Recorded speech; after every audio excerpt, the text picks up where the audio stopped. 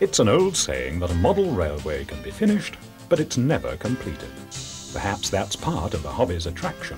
It's certainly true of Bob Tivendale's Wheel Louise layout, one of the classic examples of the modeller's craft. It's surprising how many people derive immense pleasure and inspiration from layouts like this, and yet somehow never get round to having a go themselves. At heart, railway modelling is a practical pastime, and layouts like this and Bob's other layout, Ashley Bridge, are within the capabilities of anyone with the commitment and the knowledge.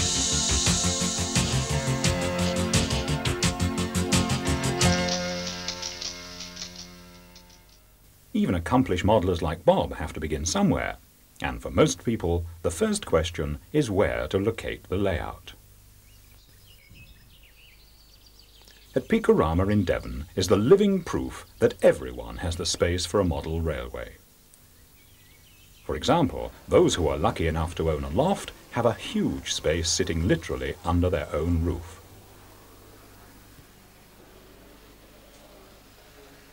For those of us who are less fortunate, a bedroom location offers possibilities. It's surprising how much can be fitted along one or more walls.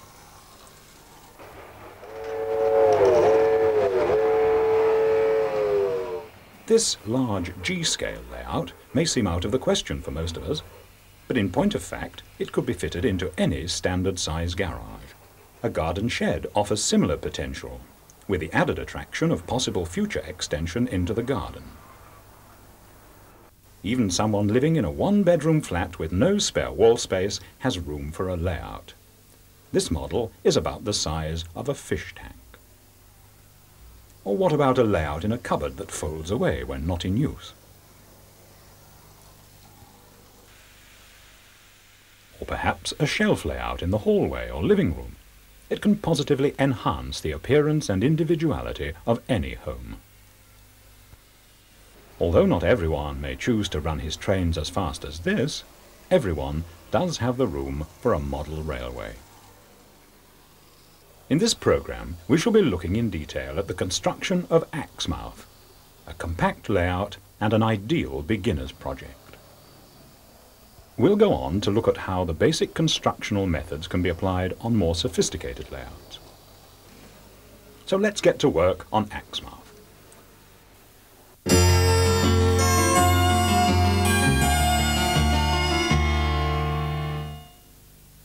The first question is what scale to work in.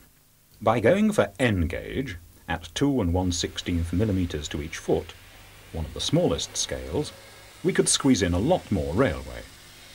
Or one of the larger scales, such as the 7 millimeter to the foot gauge O, would give us less running distance but a lot more detail. Double O gauge at 4 millimeters to the foot falls roughly in the middle, and this is what we've opted for. However, all the techniques we'll be demonstrating apply equally to any gauge and any size of layout. To begin with, it pays to experiment by drawing rough block plans, showing the general arrangement of the layout. The available space can be used in different ways, for example, an end-to-end layout, or a continuous run, or a station-to-fiddle-yard design. A fiddle yard is a set of hidden sidings representing the rest of the country where trains can be remarshalled before returning into the area depicted in the model. Many beginners automatically assume a layout has to be mounted on a solid baseboard, but a design with a central operating well can offer several advantages. By permitting the operator to see only part of the layout at a time, it creates a sense of reality. Trains actually seem to go somewhere. Also, it avoids problems when a derailment occurs at the back of the baseboard. Having arrived at a satisfactory arrangement, in our case a continuous run with 2 stations and a central operating well, it's time for some detailed planning. By producing a scale drawing in which 1 inch equals a foot, we can test whether our ideas will work in practice. It's not as awesome as it sounds. All that's needed is pencil and rubber, a ruler, a pair of compasses and some graph paper.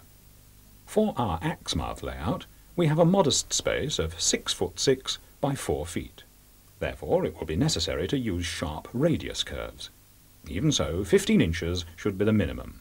For a larger layout, we would be aiming at a radius of not less than 2 feet. Clearances and inclines also need thought. It may look good on paper, but if it means that trains will have to climb 3 inches over a gradient that's only 12 inches long, it simply isn't going to work. We'll be taking a closer look at gradients and multi-level tracks later. And what about train lengths? In double O gauge, we need to allow at least 1 foot per coach. The nice thing about producing a drawing is that you can erase and redesign to your heart's content. Better to waste paper than precious time and materials at the construction stage. Our Axmouth plan is in fact taken from the Setrack plan book published by PECO. It's one of many sources of track plans available from PECO, which can be copied direct, or using methods we've just discussed, modified to suit personal requirements. Before getting down to construction, we can save pounds in wasted timber by giving some thought to planning the baseboard. Simply place a sheet of tracing paper over the plan and draw in the lines of the framework, allowing at least 2 or 3 inches beyond the edge of the track. We can now work out how much wood we need to buy and how we're going to cut and assemble it.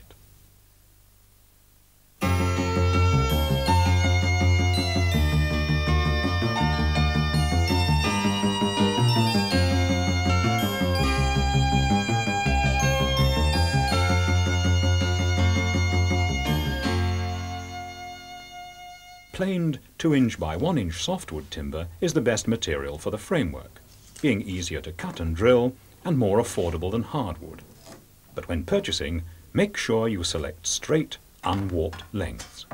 The golden rule is, let the frame take the strain. The top surface is simply there to support the tracks and the scenery. It should not be looked upon to provide constructional strength, and unless it's properly braced, it will warp after a period of time, and this could destroy a lot of work put into the scenery and other details. The framework should be designed so that no more than 1 foot is allowed in any direction without bracing. By staggering the bracing, it's possible to use simple butt joints. However, halving joints provide greater strength, and as they involve only elementary carpentry skills, we are going to use them for our baseboard. When marking up the timber, carefully measure out the positions of the joints along its length. Careful measuring is essential if both halves of the joint are to match accurately. A useful motto to remember is, measure twice, cut once. When measuring the depth of the joint, always be sure to use a rule to establish the center line. Another essential is the use of a set square to ensure that the cutting lines are at right angles. The width of the joint can be determined by positioning an offcut of identical timber along the first vertical cutting line and using a square to draw the final line. The original lines can then be extended across all sides of the timber. All joints should be marked in the same way using a pencil or scriber before commencing sawing. In addition to making cuts along the 2 edges of each joint, a third vertical cut is made in the center. This makes it easier to chisel out the unwanted waste timber.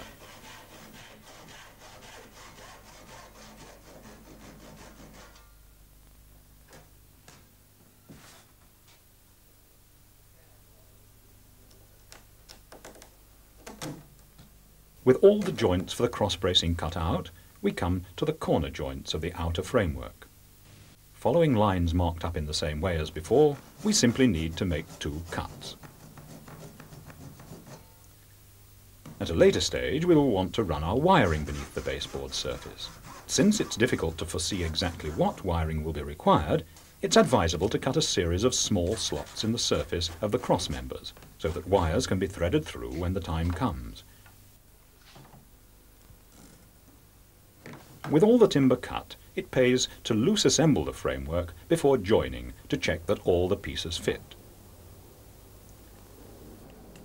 To join the sections together, we need plenty of 1.5-inch number 8 countersunk screws, suitable adhesive, and a set of bits for drilling. The first step is to prepare the holes.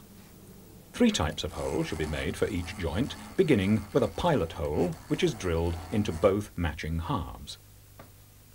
When this has been drilled, a clearance hole is made in the upper half of the joint. And to ensure a neat finish, we use a countersink bit so that the screw head will not protrude.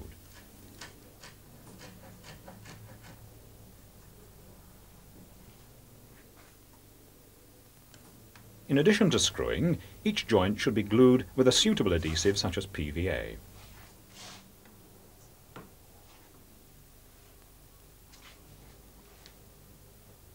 Finally, the joint is screwed together.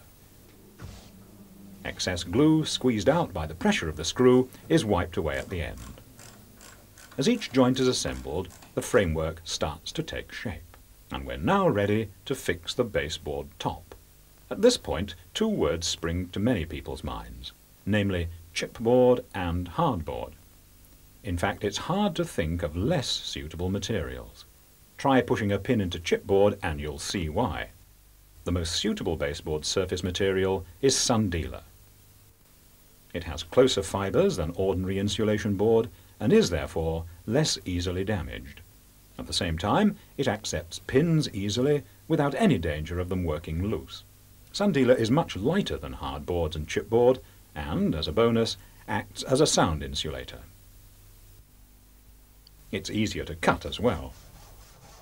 So, using a fine-tooth panel saw, we have no trouble removing the central operating well from a solid sheet of board. It's just a matter of scoring away at the surface to make a slit and then sawing out the required shape.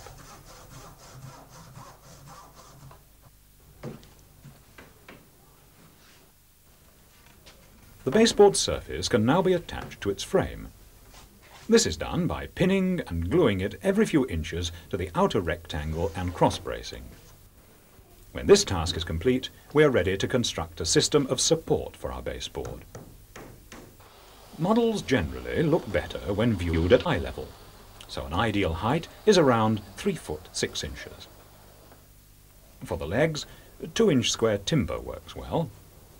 The main legs, conveniently fitted in the corner, should be complemented by secondary legs halfway along the length, with all joints screwed and glued from each side. We now have a solid structure, but what of its appearance?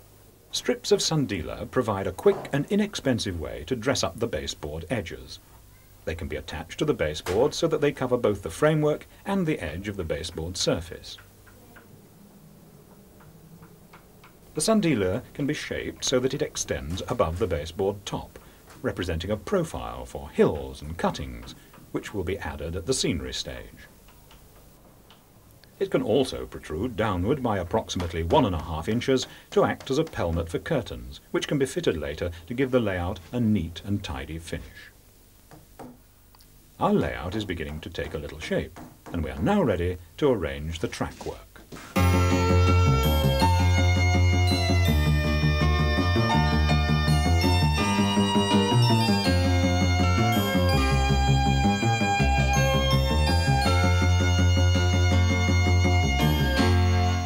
There are two basic types of track: sectional track similar to that which comes with a train set, and flexible track, which beginners usually progress to as they gain experience. PECO's set track, designed to the standard British geometry, is completely compatible with PECO's streamline, enabling modelers to make this natural progression without having to replace large amounts of track work at one time. In building the axe mouth layout, we are going to use PECO set track. The first step is to lay the track temporarily on the baseboard without fixing it in position or using any ballast underlay. The space between the tracks, known as the 6-foot way, can easily be established using the handy 6-foot way gauge available from PECO. When satisfied that the layout is correct, the next stage is to pencil in a line along each side of the track. As our layout will include landscape modelling, we don't fix down the track at the early stages, since no matter how conscientiously you go about building scenery, you're bound to spill some mess on the track work, which will prove impossible to clean and will interfere with the smooth running of the locomotives. Therefore, having marked the position of the track, we remove it so that we can get on with the landscape modelling.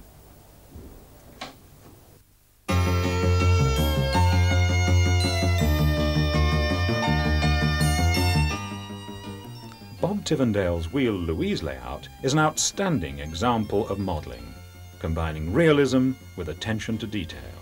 The landscape has been constructed using the same basic principles that we shall be looking at, although like most modellers he has modified them to suit his own needs as experience has grown. It's based on a typical Cornish tin mine. This particular setup is a compromise because they were very extensive workings, and this is just to give an idea of the different processes that were used to extract tin from all the waste material that was lifted from the ground. It's all built on a base of expanded polystyrene, which is then covered with plaster, or a mix of polyfiller in fact. And then the grass is stuck onto that is in fact surgical lint, stuck fluffy side down, and then when the adhesive's set, the backing's just ripped off, which leaves this sort of fluffy appearance like that, which is just sprayed with an airbrush with a variety of green paint. What I do is mix some brown powder colour paint into the white plaster so that if it does get chipped or knocked at all, it's not readily noticeable. But all the rest of the undergrowth is a mixture of proprietary things. There's woodland scenics material and rubberised horsehair, and we've got some etched bracken and foxgloves and various other weeds growing in amongst it all as well. Like Bob, our task is to produce a representation of reality. So whilst everything will be condensed, it gains realism from remaining faithful to the basic principles of the prototype. For example, on Bob Tivendale's other layout, Ashley Bridge, he has created a farm and village section. It's striking for its realism, achieved mainly through a fine eye for detail. The farmhouse was in fact based on Bob's own house, and it demonstrates how observation of the real thing lends an air of authenticity to a model. Study photographs, study the world around outside, try not to get too complicated with things really, keep it simple. Keep the colours down, keep the greens towards a sort of yellow rather than the blue end of the sort of colour spectrum. On a model, of course, the landscape is designed round the railway, but it should appear that the opposite has happened. Similarly, a flat area of land is, in the real world, anything but flat. As Bob has reminded us, a coat of green paint on the baseboard hardly resembles reality. The number of techniques to choose from is virtually endless. However, two techniques, namely built-up scenery and the plaster system, are popular and achieve very impressive effects. The term built-up scenery really covers a range of techniques, and most of which are particularly suited to reproducing rocky surfaces. For example, readily available natural substances such as stone or bark can be blended in with the scenery. Here is a chunk of bark, which could be purchased from any good model shop. We can see how it's been joined with plaster to make a very convincing rock formation. And the addition of some colouring transforms it yet again. This would make a pleasing landscape feature on any layout. Stones, of course, can be obtained from any garden at no cost at all. But when located on a model with the aid of a little plaster, the effect can look $1 million.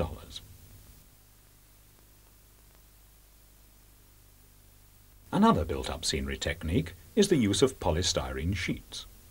They can be built up in layers to the slope required and then shaped with a hacksaw blade. A polyfiller equivalent is then pasted on the surface and painted using watercolours. Now for the plaster system. Plaster can be used to represent virtually any type of landscape. As always, the base comes first. Because plaster is so versatile, almost anything can be used. One method is to use offcuts of sundealer. These make excellent formers over which we can stretch chicken wire, which provides a strong but flexible base for the plaster. The chicken wire is easily stapled to the sundealer formers.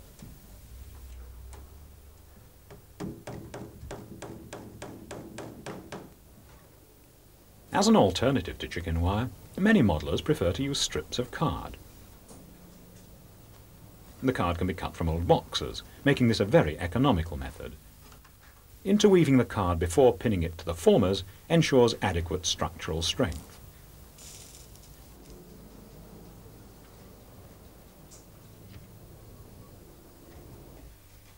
Another good base material is polystyrene. Light in weight and easy to cut, it lends itself to being carved into the desired shape. It can be readily purchased from DIY stores, or, to minimise cost, obtained from discarded packaging.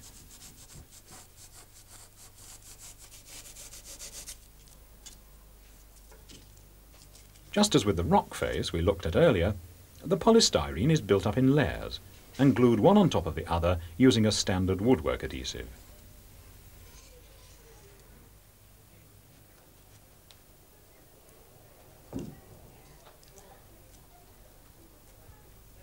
Now we're ready to mix the plaster.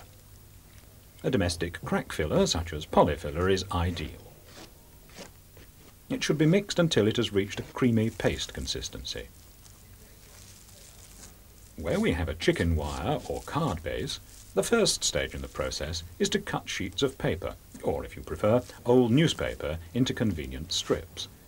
These are liberally covered in the plaster paste and then laid onto the base. Be sure to overlap the strips in both directions. As the paste dries, the paper hardens, so that before long we have a solid surface. With so much messy paste splashing about, we can now see why, tedious though it may have seemed at the time, removing the trackwork earlier was a wise precaution.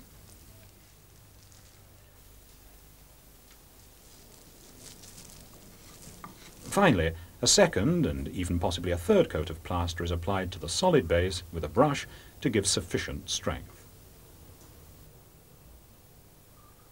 In the case of a polystyrene base, the layers of plaster can be applied without the need for newspaper strips.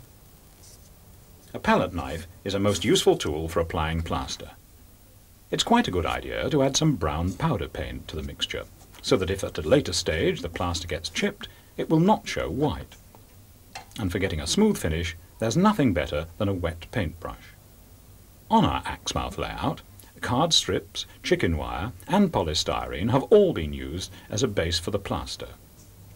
With all the plaster now applied, we can introduce rock formations into the basic landscape using the built-up scenery method we looked at before. Alternatively, we can raid the kitchen for some cooking foil. With the foil cut into squares, we roll it up into a tight ball. By opening it gently, so as not to flatten out the irregularities, we have created a very effective mould.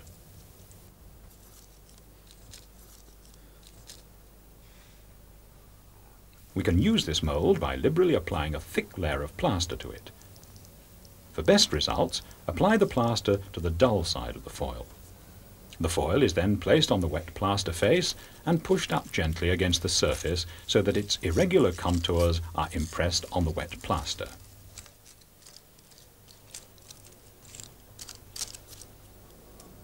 When the plaster has set, we remove the foil and what remains is a highly convincing rock face. This can later be painted in appropriate colours and enhanced by the addition of various finishing touches. Before carrying out the finishing work, a coat of neutral primer is applied to the scenery to seal the plaster. The baseboard area around the tracks is also painted in readiness for the addition of texturing and colouring materials. Numerous finishing materials are readily available. Grass and general cover is best reproduced using one of the scatter materials. These come self-coloured and can, if desired, be blended in with water paint. The first step is to apply a coating of adhesive. PVA woodworking glue is once again the most suitable. This should be mixed 50-50 with water.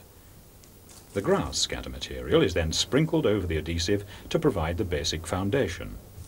However, the art of achieving a realistic finish is in the blending of the different colours. As we saw earlier, too much vivid colour is to be avoided.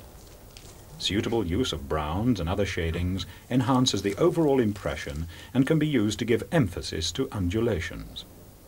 Remember, in addition to adding colour, we are also bringing textures to our scenery. Therefore, scatter materials are equally valuable in replacing the flat, one-colour appearance of the baseboard with a more convincing ground surface.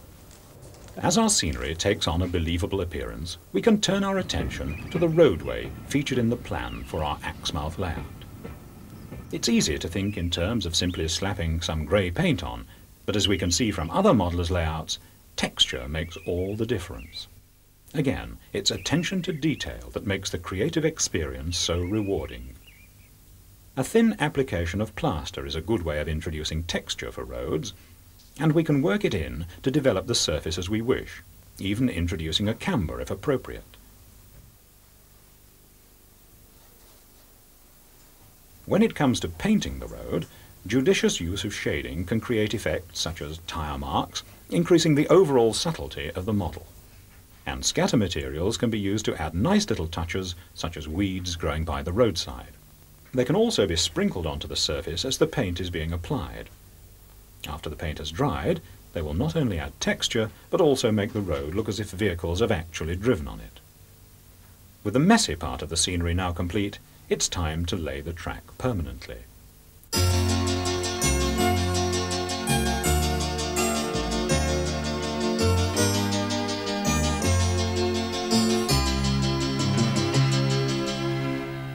The set-rack units are joined together using the fish plates already attached to the track. But before laying, a word about ballast. On real railways, the word ballast describes the stones that are packed between and under the sleepers to form a stable track bed.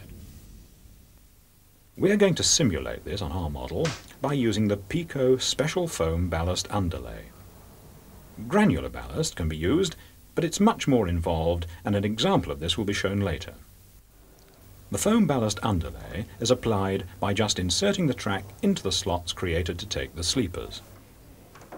Using a sharp craft knife, the foam underlay is then cut to match the length of the section of track, and an impact adhesive is applied to the underside of the track.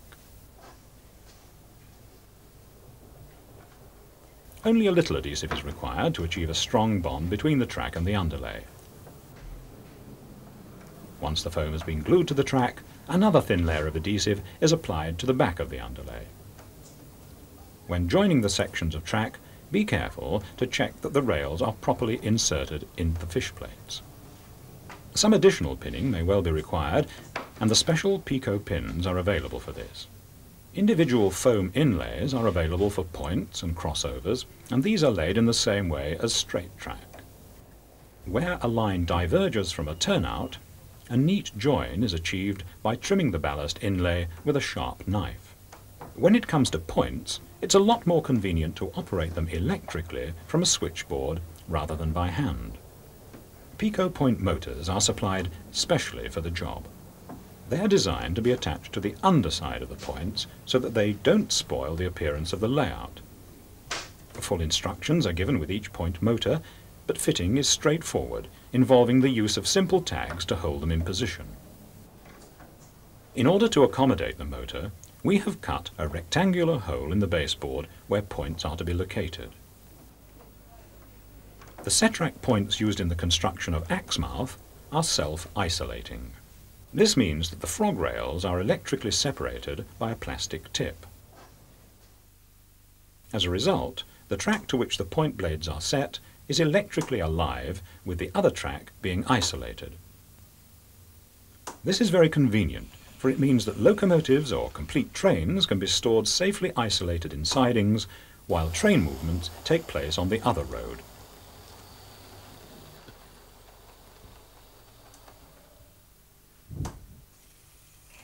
The wiring required for the Axmouth layout is very straightforward, and a closer look at the plans will indicate where electrical breaks are necessary.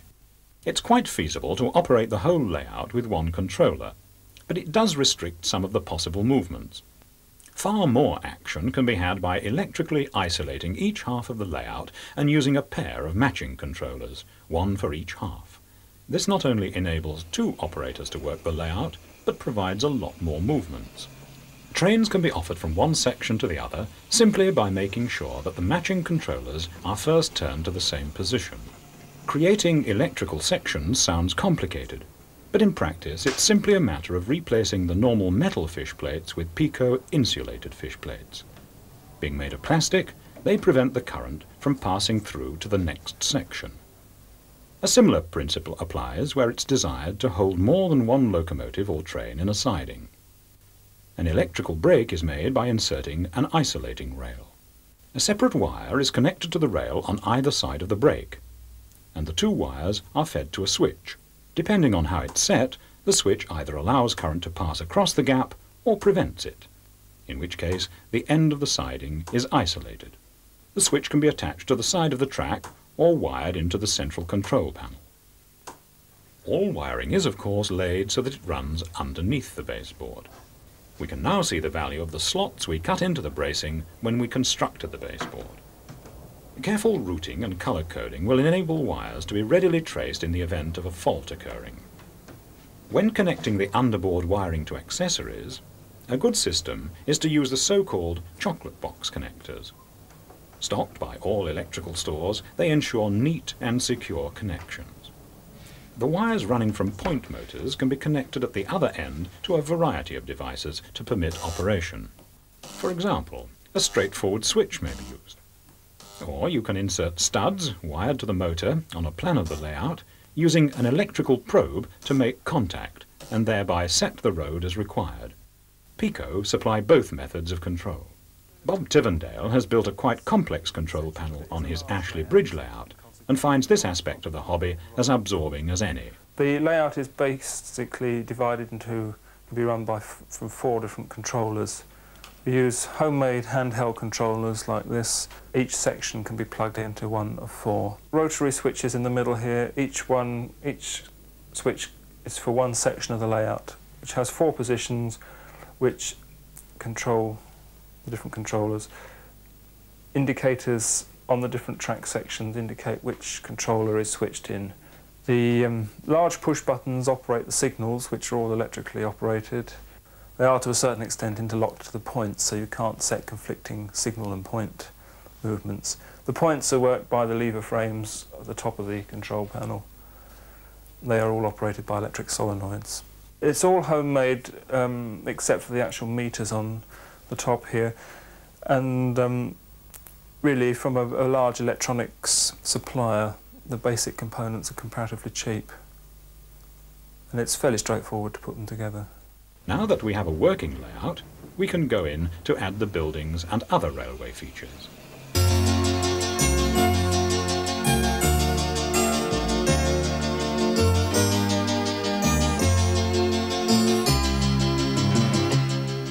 Stations, perhaps, are the first priority.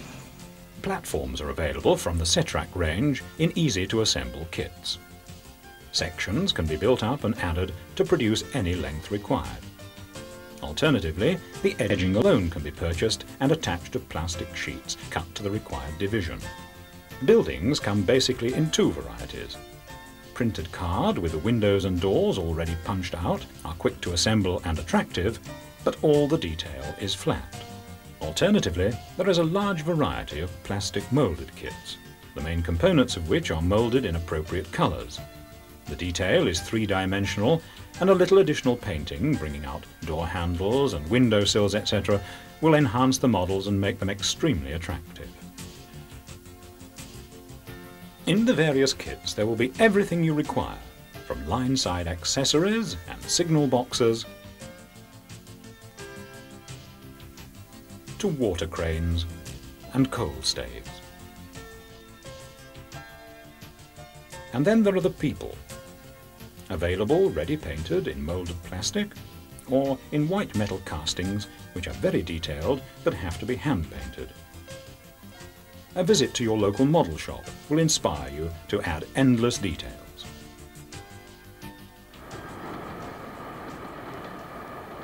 One area not to be overlooked is signalling. In a small layout like Axmouth, most modelers add a few basic semaphore signals, such as starters at the end of the platform and so forth. If you are modelling current railway practice, there are, of course, colour light signals. These are permanently electrically alive and can be powered from your controller, although it's wise to use a separate source of supply. Another finishing touch is foliage. Excellent ready-made trees, hedgerows and bushes are available. The trees are fixed in position by drilling a small hole in the plaster and applying some impact adhesive to the stem. The hole ensures that the trees will withstand accidental knocking. Foliage is simply glued in place. As with the grass earlier, a subtle blend of colours gives the most realistic effect. You can have a go at making your own trees. The basis for model trees is ordinary domestic wire, which is twisted and bent into an appropriate shape. A small vise is an invaluable aid, as manipulating the wire is definitely a two-handed job. With the basic structure formed, we can utilise the discarded cable covering to provide a basis for the trunk. This is strengthened and held in place by adhesive tape. Using very thin wire, again suitably twisted and bent, a network of branches is added. The thin wire is twisted into position on the basic structure and fanned out into a natural shape.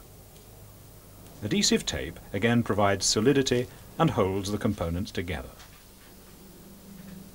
Our tree is now taking on a recognizable appearance. That ubiquitous material, plaster, is now brought out again. This time it's applied over the tape to give substance to the trunk. When the plaster has dried, a quick going over with the paintbrush using a mixture of suitable colours finishes off the trunk. Leaves are easily added to the basic structure using lichen. This must be carefully teased open before gluing into position. The end result is soon ready to be placed on the layout. We must not forget the railway fence. With PECO flexible fencing, the posts are always vertical, even when going up or downhill. To populate the landscape, an endless variety of animals, carts and road vehicles is available. One final touch is the back seam. Hardboard or ply pinned and glued to the baseboard edge is the ideal method of support. Its height rather depends on the landscape, but to accommodate a back scene you need at least 9 inches. The PECO series of back scene sheets, which should be pasted to the hardboard or ply support, includes a range of useful settings such as countryside, towns and docks. These back scenes are very versatile since each one will join to another in any formation. Our Axmouth layout is now complete, at least for the time being, and looks most impressive. So let's sit back and briefly enjoy the fruits of our work.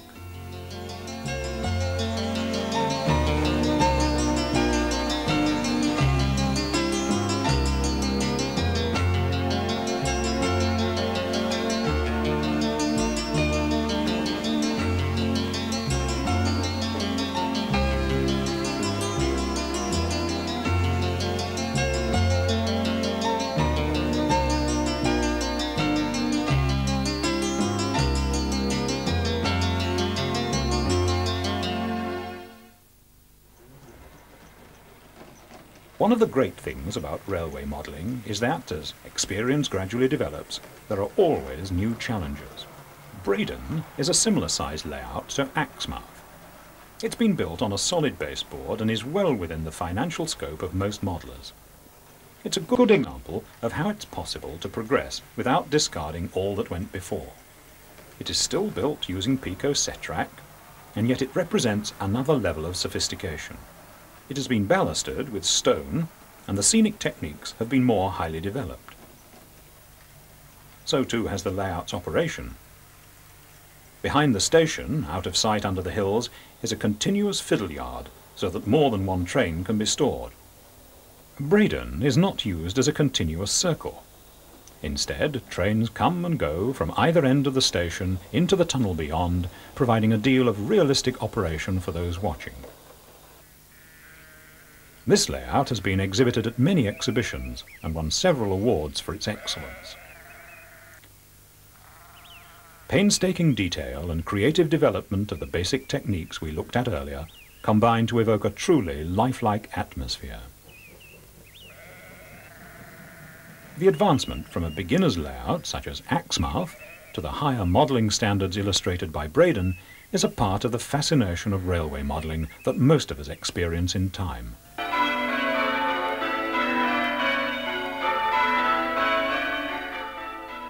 The work of master model maker Alan Downes is a long way from the simple kit-made buildings we looked at earlier.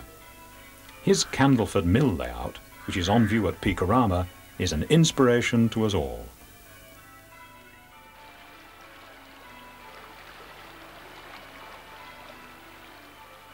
Buildings based on real-life prototypes are scratch-built and finished one brick at a time.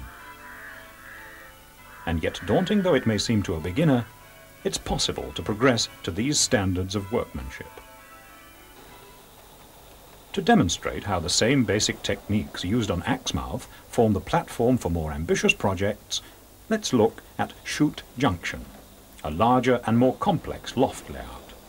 We shall be looking at one section of this layout, with particular emphasis on creating 2 track levels and also this impressive canal.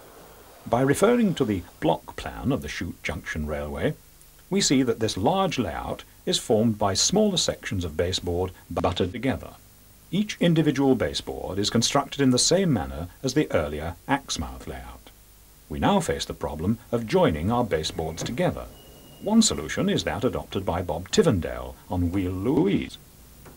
Bolts fitted at the end of each section enable the individual baseboards to be easily slotted together. Another solution is solid brass flap-back hinges screwed to the baseboard sections to provide perfect alignment. However, the original pin must be replaced with a longer one so that it can be easily removed when the baseboards are required to be separated. Now for different track levels. To ensure that the start of the gradient is not sudden or angular, the baseboard top is slit with a saw each side of the section to be raised. We then cut supporting piers from offcuts of timber to the various heights required. Using the now familiar woodworking adhesive, the piers are glued and the sundealer is gently curved, ready for the support to be slid underneath. Finally, for extra strength, the sundealer should be pinned to the pier. We can see that the gradient begins smoothly, thereby avoiding awkward ridges that would be certain to cause derailments. This principle can be enlarged upon on the canal section of the Chute Junction layout. Instead of using a solid baseboard top, what is known as open-top construction has been employed. This method provides surfacing over the track-carrying areas only. The gaps in between will be filled in with scenery later, with the advantage that we will be free to construct scenery below track level. Plywood strips are pinned to the framework to provide a base. Piers to support gradients and elevated tracks are built up from the plywood using 2x1 timber and sundealer. Where curves are needed, a tiny subframe of half-inch square timber can be laid. Unlike solid timber, this can easily be formed into a curve, thereby eliminating any complicated jigsawing. With the basic open-top structure in place, the sundealer running surfaces can be located over the subframe. Blocks of 2x1 are attached to it to fit between the supporting timber already laid. In addition to gluing, the sundealer is, as always, pinned down. When working with multiple levels, be careful to ensure that there is sufficient clearance where tracks will be passing under high-level sections. Where clearance is not quite adequate, a strip of hardwood can be used to carry the tracks over the gap. Another refinement found on Chute Junction is that it uses PECO Universal streamline track and point work. This flexible track, supplied in yard lengths, enables us to design more realistic curves and varied track layouts in any way we choose. Just as when using set-track, it's important to mark out where the track will go and defer the final track laying until after the scenery has been added. When marking out, ensure that the lines are about 2 inches apart, centre to centre, so that they conform with the width of the underlay. When using foam underlay, the technique is much the same as that used for laying set-track, but cutting and joining flexible track requires particular care. First, the section of sleepers adjacent to the joint is removed, so that the rails can be gently manipulated to temper their natural springiness. The sleepers are then replaced, being careful to ensure that the rails slot correctly into position. To allow the rail joiner, or fish plate, to be inserted, the last sleeper is cut free from the rail. Filing the rail ends ensures that the joint will be clean with good contact. Once the foam underlay has been added and the first length laid, using the same methods as with set-track, the adjoining rail length is marked up for cutting. On curved sections, one rail needs to be cut shorter than the other to achieve a butt joint. As with the first length of track, the adjoining rails are filed clean and the underlay added. Following this, the fish plates are inserted. The two lengths can then be joined together.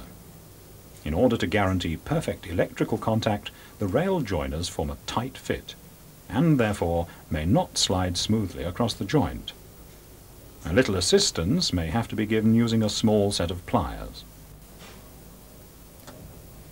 A device such as the PECO track setter is a handy way of ensuring the smoothness of the curves, and whilst gluing alone is sufficient on straight sections, some strategically placed pins are required on curves. PECO pins can be pushed through the track sleepers without making any previous hole by holding the pin with a pair of pliers near the pointed end. As an alternative to foam underlay, granular ballast can be liberally sprinkled between and around the sleepers. Any excess ballast should be brushed away to avoid unwanted particles getting into the mechanisms of the locomotives. Using a suitable container, preferably fitted with a spray nozzle, a fine film of water should be applied over the ballast. Then a small syringe should be filled with PVA glue, diluted 50-50 with water. The diluted glue can now be accurately applied. Once dry, the ballast sets hard. In addition to multi-levels and flexible track, another feature of the chute junction layout is the canal. There are many techniques that can be used to reproduce the effect of water. For stagnant water of the type found in a canal, a smooth and even surface is achieved through the use of a plain sheet of perspex. This should be painted on the underside to preserve the reflective appearance of the top surface and ensure that brush marks are not conspicuous. As with all scenic work, much of the effect is achieved through the blending of colours. In this case, a touch of yellow helps, but it should be merged in with the green to give a subtle rather than vivid effect. When the perspex is turned right way up, a pleasing impression of stagnant water begins to emerge. To complement this, the canal banks are easily made from shaped chipboard offcuts coated with paste and scatter materials in the same way as the scenery produced earlier. Running water can be represented using the technique employed by Bob Tivendale. Coat upon coat of varnish is built up to produce an uneven but glossy water-like appearance. Paint can be used to add shading and natural stones embedded in the varnish to add that final touch of conviction. An alternative way of modelling running water is our old standby plaster. By thickly applying it with a palette knife, we can create surface contours that resemble the patterns of flowing water.